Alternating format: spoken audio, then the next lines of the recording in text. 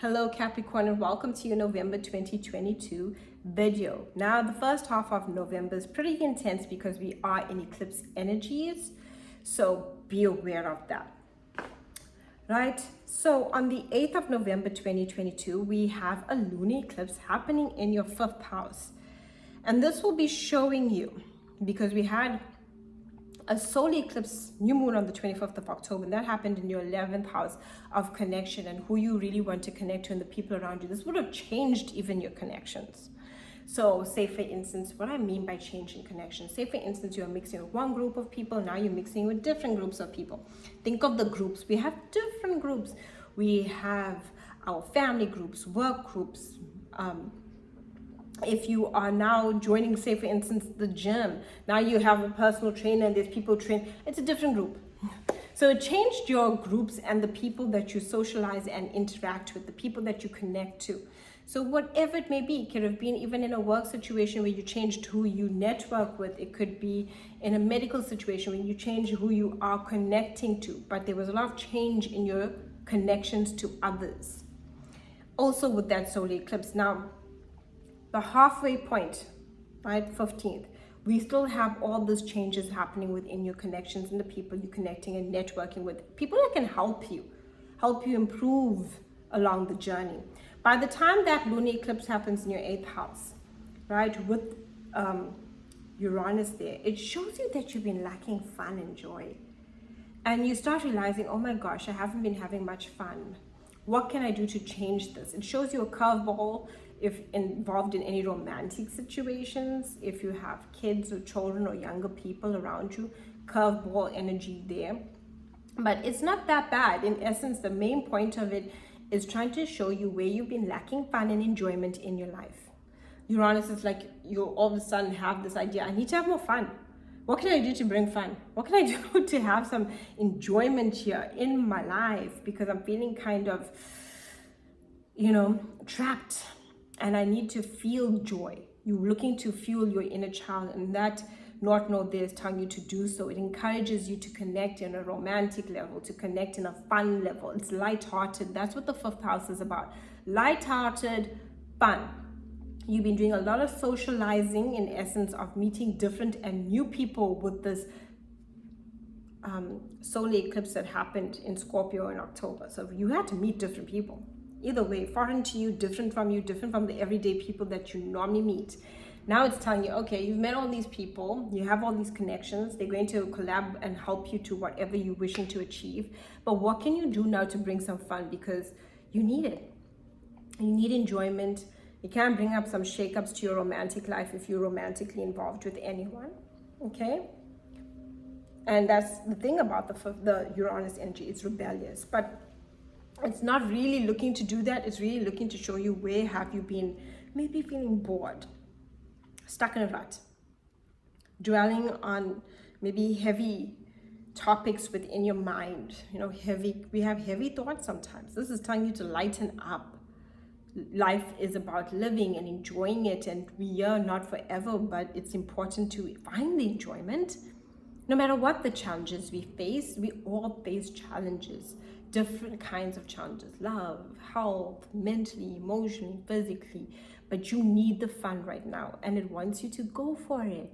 Do something different ways of having fun. If you have your own business, it's going to give you different ways in which to think about being an entrepreneur and your creative ideas. Creativity is highlighted and is encouraging you for creative ways to think about solutions to your problems and issues that you're having.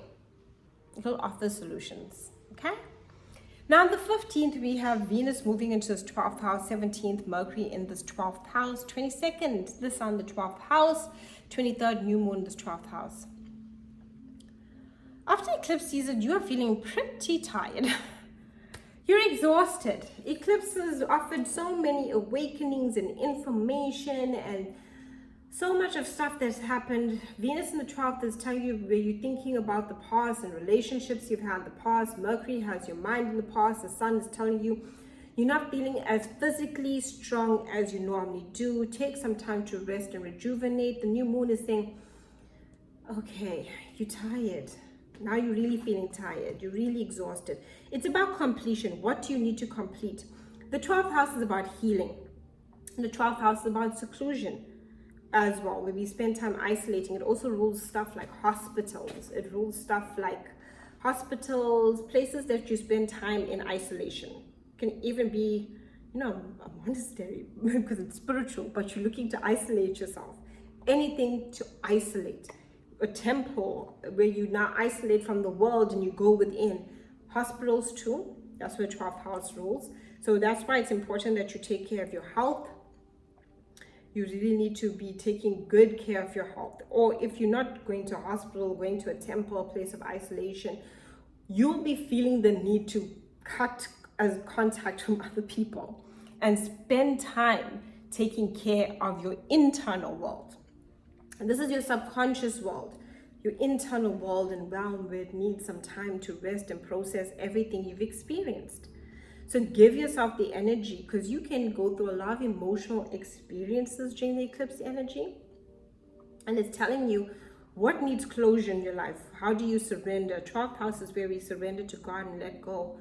It's a bit of a dark night of the soul, where we come to a point of like, I just need some time and space for me to process everything I've been through. And I need some time to contemplate, and just spend some time in my own little bubble for a bit. You'll feel a bit better, but first you need to do this. Now Mars is retrograde in your 6th house. Okay, and it starts on October 30th and it goes until January 12th, 2023. I do have a video, I'll link it down below. And it's important for you to be aware that it's retrograde in your 6th house of work, health, and routine. Your day-to-day routine will be changing. It's important that you take care of your health. Mars is energy, vitality. You won't be feeling like you have the energy or vitality or motivation to work, to keep up with your routine. And that's okay. You need the time out. I truly suggest that would be your time of relaxation, especially in November and the halfway point. You need to focus on your health. Mars will be showing you like past experiences of health will be coming into your mind, past experiences of unhealthy situations, past experiences of things you've done. And you'll have to think of this. Think of ways that you took care of your health previously, and you can now find the solution with Mars retrograde, because it'll encourage you to do so. When it comes to your work life, what changes need to be made to your routine? Mars can create a lot of conflict sometimes in the work life, with others especially. Mars is in the 6th house is, very challenging, because you need to take into consideration your mental health, your emotional health, your physical health, your day-to-day routine, and how you're taking care of yourself, and what needs to change and what needs to be redone, and how can you reflect upon these things to try and make changes to improve your health and well-being. It also can offer you opportunities to work situations. If you have probably previously tried to do something work-related and it didn't go through, now you can complete it during the retrograde. It's not a great time to make any changes to your work life during the retrograde. So if you think about changing jobs or anything like that now, it'll be very difficult to do so, because Mars retrograde is difficult to separate ourselves from things. Okay? So take some time out. You might be feeling angry and frustrated, which can even make your health more challenging. So release and let go. Remember that 12th house energy is coming in for that energy for you to feel, a bit at ease. Jupiter is going direct on the 23rd in the sign of Pisces, which is great for healing. It's so good. And Jupiter and Pisces is happening in your 3rd house. Anything you need to read upon, learn, connecting to people that offer you opportunities for you to feel better, that's what that energy is. Jupiter in Pisces in the 3rd house. Read something that will help you. Pick up a book that will help you with your situation. Rewrite something, publishing, networking, all the opportunities come there. And something you might share might help someone else. That's what it is. Jupiter in Pisces is also a place where we surrender to God with compassion in our heart to see the changes that need to happen. Jupiter is ruled by Pisces. It loves to be in Pisces. And Pisces is the 12th house. And you're going through these 12th house things of surrendering and letting go. And Jupiter in Pisces shows us when we surrender and let go, that's where the opportunity lies. And it's happening for you in your 3rd house.